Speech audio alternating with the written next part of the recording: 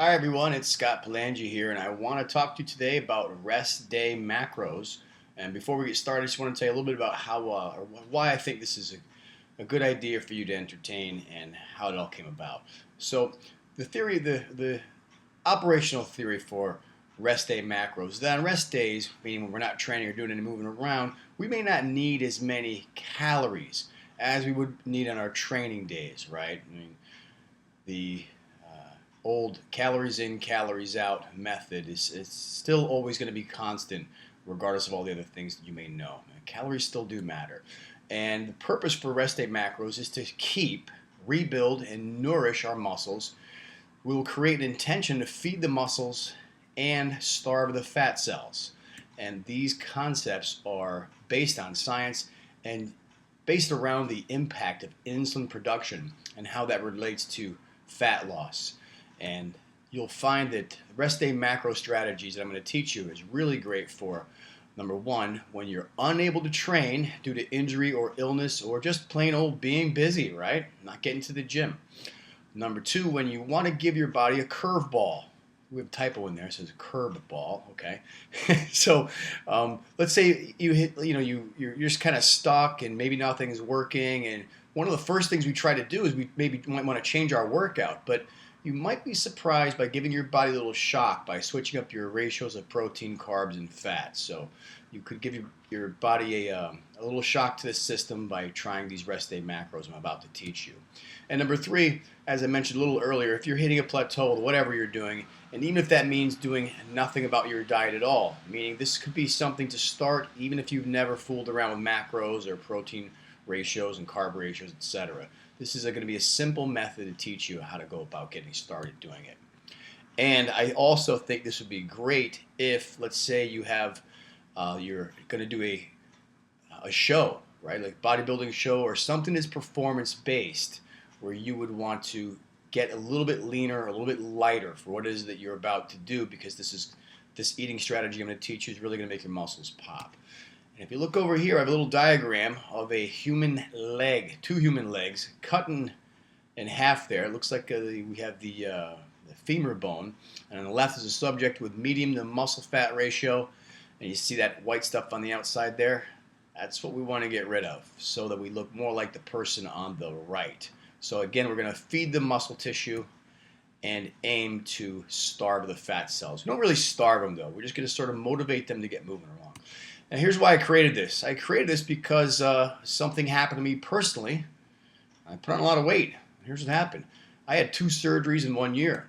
First thing that happened was I snapped my mountain bike chain while going up a hill aggressively. That's not me, but that's what it felt like. So I had a medial meniscus tear, wound up with a surgery, and the recovery was longer than expected, and I put on weight.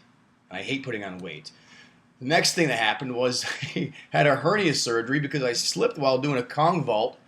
That's not me, but it's similar to a Kong vault. It's something like that, and the end result was I slipped and then had a hernia, and I immediately had an operation, and again, put on some weight during my recovery. So, I'm a trainer, so I train every single day, and if I'm not able to train, I'm probably more like my typical client who only gets to work out a couple times a week or might even miss a whole week or 2 or more.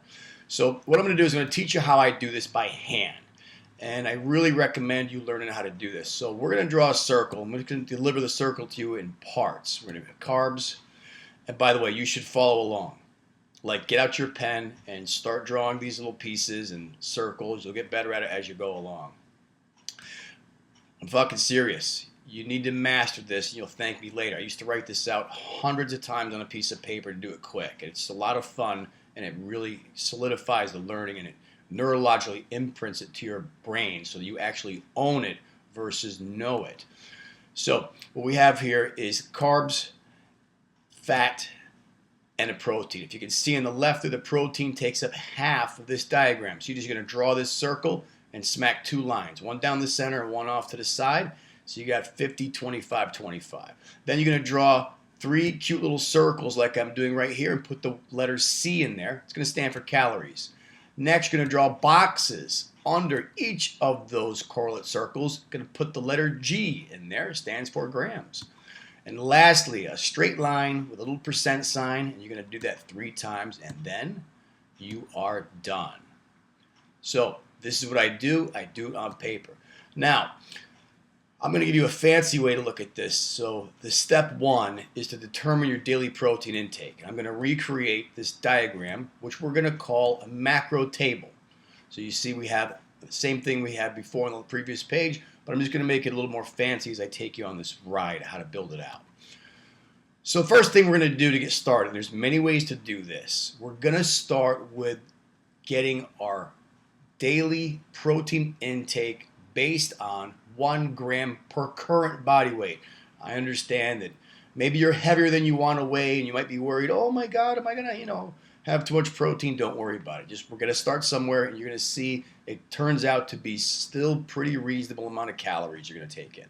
So you multiply your current body weight times 1 gram protein. For example, you take a person who's 150 pounds, multiply it by 1 gram protein, you got 150 gram protein, and you drop that right over there.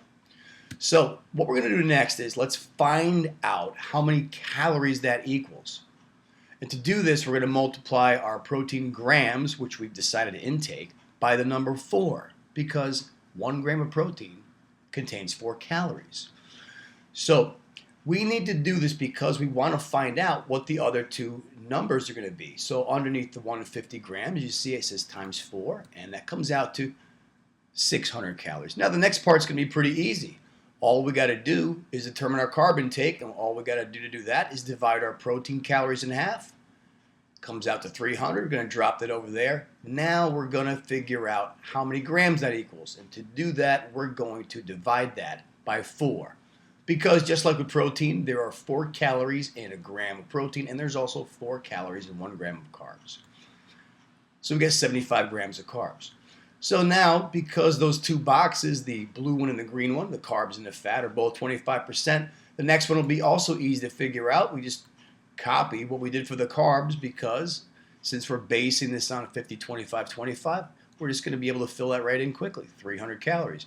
Now it gets a little tricky, but all that's left for you to do is to calculate your fat grams. And for those of you that don't know my food principles, which are based on just how food's designed, that's going to be 9 calories because in 1 fat gram, it contains 9 calories per fat gram. Do the math on that, and there you go, 33 grams of fat. Okay, guys, I hope this was helpful for you. I know I've left you hanging with how to match this up with food and so on, but this is where you want to get started. And yes, this is a daily intake. I practice a method of intermittent fasting where I have my food inside a 4-hour window, and I would consume all of those things and put my meals together. If you want to get started with something like this, you could learn how to make my 50-25-25 chili. That'll give you a 50-25-25 ratio. But it's a great idea to take a look at what you're consuming for the entire day. And what this will give you is a large amount of protein that you'll always hit, and just enough carbs, but not too many.